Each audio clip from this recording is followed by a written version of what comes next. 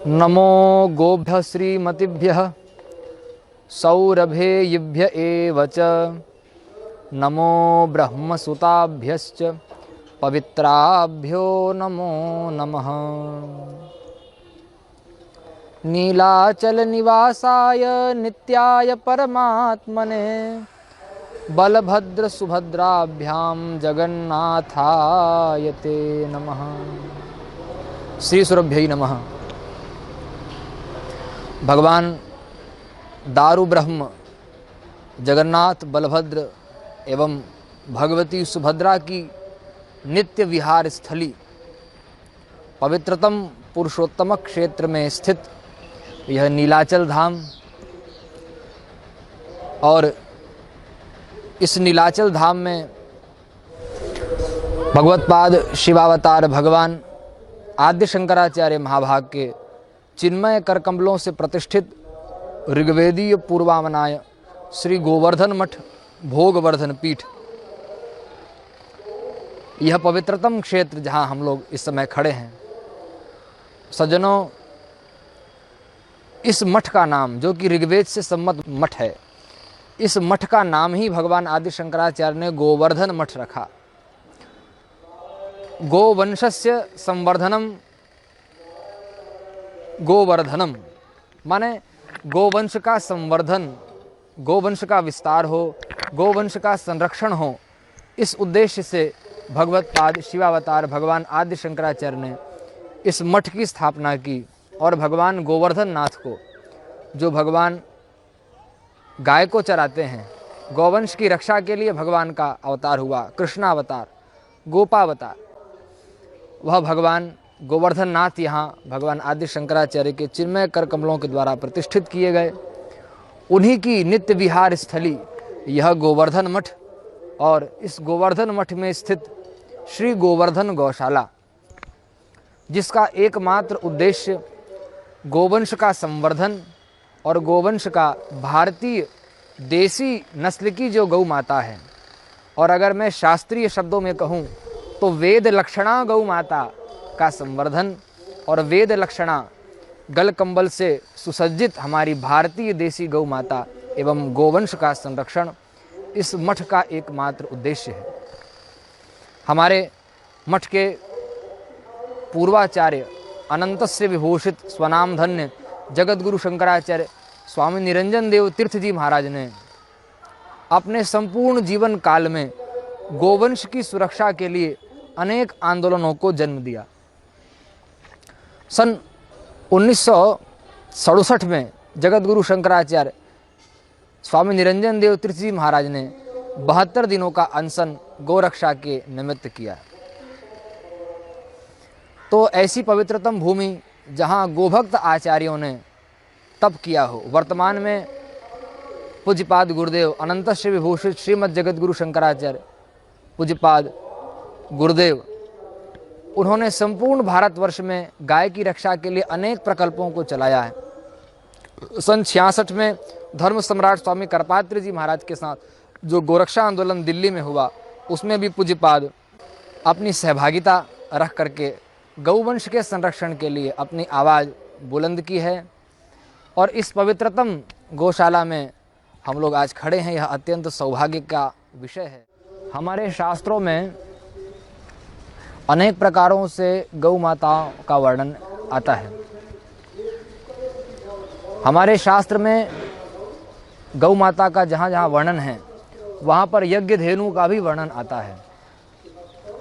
पृथ्वी के 7 प्रमुख जो धारक तत्व हैं, स्कंद पुराण में 2 स्थलों पर यह श्लोक आया है।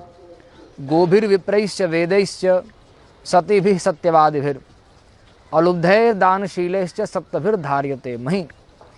धरती के जो 7 धारक तत्व हैं, उसमें सबसे प्रथम नाम यज्ञेश्वरी गौ माता का है। गोभिर विप्रैश्च वेदैश्च, प्रथम नाम गौ का है। तो जो यज्ञ के संपादक हैं, वही पृथ्वी के धारक तत्व हैं। पृथ्वी का सबसे प्रमुख धारक तत्व है गोवंश। धरती हमें अन्न प्रदान करती है, फल प्रदान करती है, रत्न प्रदान करती है, धातु प्रदान करती है, जीवनोपयोगी समस्त पदार्थ हमको धरती माता से प्राप्त होता है। धरती हमें केवल देने का ही कार्य करती है, किंतु धरती की खुराक, धरती का भोजन एकमात्र धरती जो मनुष्यों से अपेक्षा रखती है वह एकमात्र है। सब कुछ तो धरती माता हमें प्रदान करती है। भोजन के रूप में धरती का भोजन एकमात्र है भारतीय देसी नस्ल की गाय का गोबर, यह धरती का भोजन है। और भारतीय देसी नस्ल की गौ माता का गोमूत्र, जिससे धरती माता की प्यास की निवृत्ति होती है। तो देसी गाय का गोबर, गौ माता का गोबर धरती माता का भोजन है और गोमूत्र ही धरती माता का एक पेय पदार्थ है। फिर और सूक्ष्म दृष्टि से देखा जाए तो धरती का आधिदैविक स्वरूप ही गौ का स्वरूप है। रामायण में भी हम लोगों ने पढ़ा है और महापुरुषों से सुना है, जब पृथ्वी में अत्यंत पाप बढ़ जाता है उस समय पाप के भार से व्याकुला धरती माता जब ब्रह्मा जी के पास में जाती है पुकार करती हुई, उस समय धरती माता का स्वरूप क्या होता है? रामचरितमानस में अगर हम लोग दर्शन करें तो लिखा है कि सारे देवी देवता गौ माता के साथ में हो जाते हैं और गौ माता ब्रह्मा जी के पास जाती है। वह गौ कौन है? साक्षात धरती है। सुरमुनि गंधर्वा मिलकर सरवा गे विरंच के लोका, संग गोतनुधारी भूमि बिचारी परम विकल भय शोका। ब्रह्मा जी के पास जब धरती माता जाती है तो गाय का रूप बना करके जाती है। इससे यह ध्वनित होता है कि धरती का आधिदैविक स्वरूप गाय का स्वरूप है और गौ माता की रक्षा हिंदू संस्कृति की रक्षा नहीं, केवल गौ माता की रक्षा नहीं, अपितु संपूर्ण धरती की रक्षा ही गौ माता की रक्षा है। अनेक प्रकार के रोगों का शमन करने की क्षमता गौ माता के श्वास प्रश्वास में, गौ माता के चरण की रज में, गौ माता के गोमय, उनके गोबर में एवं गोमूत्र में है। तो गौ माता का एक एक अंश हमको जीवनोपयोगी शक्ति प्रदान करता है। तो मैं कह रहा था कि शास्त्रों में यज्ञ धेनु का वर्णन आया है, अर्थात जिस गौ माता के दुग्ध से फिर प्रक्रिया का आलंबन लेकर के घृत तैयार किया जावे और उस घृत की आहुति देवताओं के निमित्त यज्ञ कुंड में, हवन कुंड में दी जाए, तो जिस गौ माता से प्राप्त दुग्ध घृत से यज्ञ कर्म का संपादन होता है वह गौ माता यज्ञ धेनु कहलाती है। और अत्यंत सौभाग्य का विषय है, हमारे पूर्वामनाए ऋग्वेदीय गोवर्धन गौशाले में जो गौ माताएं हैं उनकी विशेषता यह है कि यहाँ से जो गौ माताओं का दुग्ध प्राप्त होता है यह दुग्ध कहीं बेचा नहीं जाता, किसी बाजार में इसका क्रय विक्रय नहीं किया जाता, अपितु यहाँ से जो गौ माताओं का दुग्ध होता है उससे दधी, उससे छाछ, उससे जो घृत प्राप्त होता है उसका उपयोग और विनियोग भगवान की सेवा में होता है, भगवान गोवर्धन नाथ की सेवा में, भगवान अर्धनारीश्वर की सेवा में, साथ ही साथ यज्ञ कर्म का संपादन करने के लिए, यज्ञ का संपादन करने के लिए इन गौ माताओं से प्राप्त जो घृत होता है उसका प्रयोग किया जाता है। शेष जो दुग्ध बचता है उन दुग्धों से संतों की सेवा होती है, जो वेदज्ञ आचार्य यहाँ रहते हैं, जो विद्यार्थियों को पढ़ाते हैं उनकी सेवा होती है।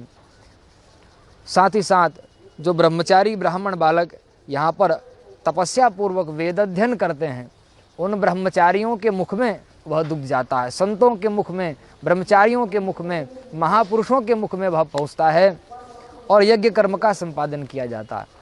इसलिए अपने आप में इस गौशाले की सेवा अत्यंत महत्वपूर्ण सेवा हो जाती है। तो आज समग्र मानव जाति का यह कर्तव्य है। कई बार लोगों की ओर से प्रश्न किया जाता है कि गौ रक्षा के लिए कौन कौन आगे आए, तो हमारा सीधा सीधा मानना है जो भी गौ माता के दुग्ध का पान करता है वह गौ माता का शिशु है। और हमारे शास्त्र में तो यहाँ तक लिखा है कि गावो विश्वस्य मातरः, संपूर्ण विश्व की माता जगत जननी गौ माता है। तो हम यहाँ तक कहते हैं हिंदू मुसलमान का प्रश्न नहीं है। ईद के दिन खीर बनाने के लिए मुसलमान को भी दुग्ध की आवश्यकता पड़ती है, और जर्सी गाय का वह दूध जिससे कि कैंसर जैसी भयंकर बीमारियां होती है, कोई मुसलमान भी नहीं चाहता कि वह ऐसे कैंसर जैसे रोग को जन्म देने वाले दुग्ध का पान स्वयं करे या अपने बच्चों को कराए।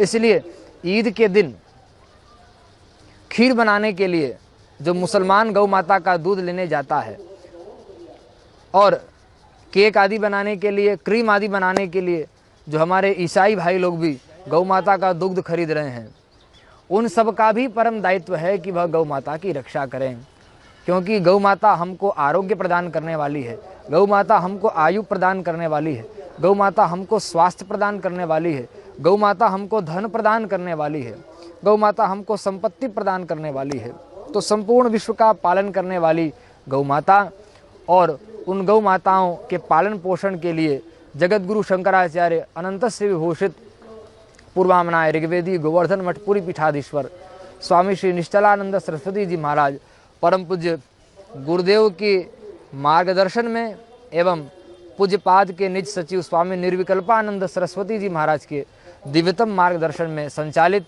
यह गोवर्धन गौशाला, इससे जुड़ करके गौ माता की सेवा का संकल्प लेने की आवश्यकता। सेवा के उद्देश्य से मैं यहाँ 2002 से आया था, और अभी तक गुरुजी के आश्रय में सेवारत हूँ। यहाँ पर जितने भी प्रकल्प चल रहे हैं सब सेवा भाव में चल रहे हैं। यहाँ व्यापार नाम का कोई चीज़ नहीं है, और न ही किसी प्रकार का व्यापार किया जाता है।